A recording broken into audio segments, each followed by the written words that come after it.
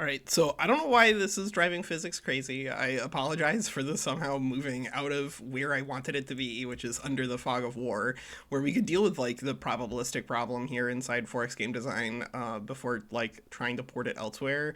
But like, if you don't understand the way that like there's an enormous probabilistic nightmare in almost every single 4x that exists, there are some differences, like things like Heroes of Might and Magic, where instead you like there are fixed maps that you can go back to over and over again rather than randomly generated maps.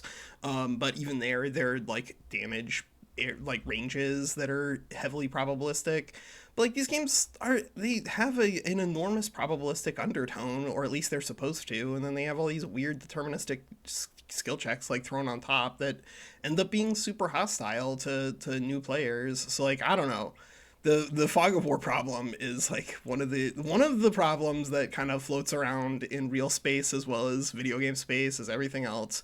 But like if people actually want to work with me and somehow like I assume that I have been written off, but in the event that I have not been written off and that somehow all we're waiting on is for me to persuade a lawyer to work with me, let's just skip to it. Like, I'll sign something for somebody to act as legal like stand-in for me, because I really like the numbers that I get out of this matter a lot less than doing something. Like, you really don't get how much agency I want in terms of like long-term things, but like short-term things, I just want to fix stuff and do cool things and fight not the people attempting to help me, but the people attempting to do irresponsible things to my art.